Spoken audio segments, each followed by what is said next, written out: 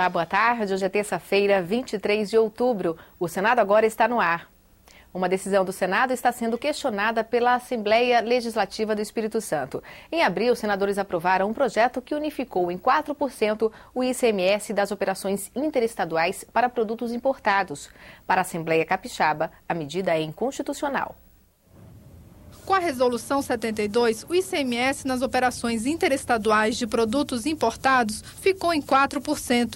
A medida foi adotada para acabar com a chamada Guerra dos Portos, a disputa entre estados que oferecem incentivos fiscais para ser a porta de entrada de mercadorias vindas do exterior, mesmo que elas tenham outro destino final. Obviamente que os portos, dando incentivo fiscal para importação, funcionava exatamente no sentido contrário da política macroeconômica do país, de geração de emprego e renda para os brasileiros, dentro da nossa capacidade de compra da nossa nova classe média e do próprio poder do mercado doméstico brasileiro.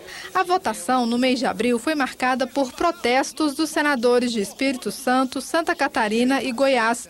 Os estados alegam que vão perder receita com a alíquota unificada de ICMS para produtos importados. Para o nosso estado será muito ruim mesmo. Será péssimo também para Santa Catarina e para o Espírito Santo. Diante da perda de receita que o Estado teria com a redução da alíquota para que pudéssemos nivelar em todo o país, o governo federal se comprometeu com o governo do Estado do Espírito Santo de assegurar diversos pontos de compensação. Esses pontos já estão em andamento, algumas questões já estão sendo viabilizadas. Então, do meu ponto de vista, eu acho que está sendo cumprido o acordo que foi pactuado no momento da negociação. As novas regras de cobrança do ICMS começam a ser aplicadas em janeiro de 2013, mas a Assembleia Legislativa do Espírito Santo defende que a resolução do Senado é inconstitucional, por isso entrou com uma ação no STF. O processo está com o ministro Ricardo Lewandowski e ainda não tem data definida para ser julgado. Esses incentivos só poderiam ser alterados por lei complementar que exige manifestação do Senado e da Câmara, portanto, do Congresso Nacional. E houve, de fato, na prática, objetivamente, um excesso por parte do Senado. Creio que não receberá a guarida do Supremo, tendo em vista de que o Supremo já aprovou em outras resoluções a competência do Senado para legislar em alíquotas interestaduais, principalmente em mercadorias estrangeiras. Eleitores e candidatos devem ficar atentos ao calendário com as regras de conduta para os dias que antecedem a votação de 28 de outubro, próximo domingo. Veja o que é ou não é permitido. A partir desta terça-feira, até 48 horas depois das eleições, o eleitor só pode ser preso em flagrante ou por condenação judicial em virtude de crime inafiançável. Quarta-feira é o último dia para a realização de comícios. 2 dias antes da eleição, termina a propaganda eleitoral no rádio e na televisão. É também o último dia para a realização de debates. A distribuição de material gráfico é permitida até sábado, véspera da eleição, assim como carreatas e propaganda por meio de alto-falantes. Se um projeto for aprovado, o transporte público pode passar a ser gratuito no dia das eleições. A proposta está em análise na Comissão de Constituição e Justiça do Senado. Para muitos eleitores, ir às urnas significa ter que usar algum meio de transporte. Nas áreas rurais, a locomoção é garantida pelo poder público. Mas nas demais situações, se faltar o dinheiro da passagem, o exercício da cidadania pode ficar comprometido. A lei proíbe que partidos, coligações ou candidatos transportem eleitores no dia da eleição. No primeiro turno das eleições deste ano, segundo o Tribunal Superior Eleitoral, foram presos 25 candidatos e outras 77 pessoas por transporte ilegal de eleitores. Esse transporte feito assim, dessa maneira poderia ser caracterizado como abuso de poder econômico. E ele é punido com as penas da lei que podem até levar a eventual cassação do registro da candidatura. Mas se um projeto que tramita no Senado for aprovado, o dinheiro da passagem vai deixar de ser um empecilho para votar.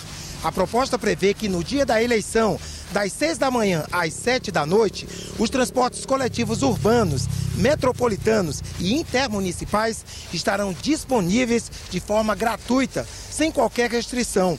As empresas não poderão alterar horários das linhas, nem o número de veículos em serviço. É muito importante que o poder público zele pela moralidade da eleição, pela ética, e esse é um dos pontos.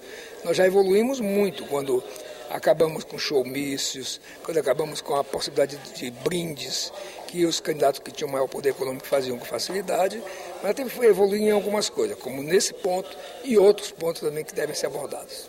Para que as empresas de transporte não sejam prejudicadas, uma emenda apresentada ao projeto prevê que a Justiça Eleitoral seja dotada de recursos para custear o benefício. Isso impõe um custo, elevado para os cofres públicos. Por isso, a proposição deve ser alterada para incorporar em qual orçamento que vão estar os recursos que vão custear este benefício aos eleitores. Brasil, construção permanente. Esse é o tema do Fórum Brasil 2012, que começa hoje às 6h30 da tarde. Durante 3 dias, pensadores vão tentar desvendar o mistério que é ser brasileiro. Brasileiro, quem é você? Eis a questão, eu não vou saber te explicar. A gente é uma mistura. Batalhador. Trabalhador, sim. Se não batalhar muito, não sobrevive. Se virar. Esse é o ditado. Por isso que a gente consegue andar, porque a gente vai no instinto. É espírito da alma, isso do brasileiro. E a alma do brasileiro tá na cara. A gente faz muita piada com a dor, né? É alegria. Apesar de todas as coisas, é alegria. A gente é receptivo, claro. A gente gosta, a gente tem esse calor, essa troca, esse olhar, olho no olho. É reger a conduta sob a mais estrita adesão a princípios éticos e morais. É ter bom senso com o próximo. E o contrário também. O brasileiro, ele é oportunista. Não é honesto totalmente, não. Ele não tem ética. O brasileiro, ele é um pouco acomodado. O brasileiro hoje é um besta, é um bobo. Todo mundo enrola ele. Rapaz, tá dividido. Desvendar a identidade do brasileiro. Uma questão que intriga historiadores, filósofos e psicanalistas. Tema do Fórum Senado Brasil 2012, que começa nesta terça-feira. A ideia de mobilizar o vetor do saber para enfrentar os desafios que se apresentam ao Brasil na atualidade. Não estamos ainda com respostas, nós estamos com perguntas. Afinal, como o país pode construir o seu futuro se não conhece a si mesmo? Quanto mais informação as pessoas têm, mais a mente fica ampla. Você não paga nada para se inscrever. É só acessar o site senado.leg.br/Fórum Senado.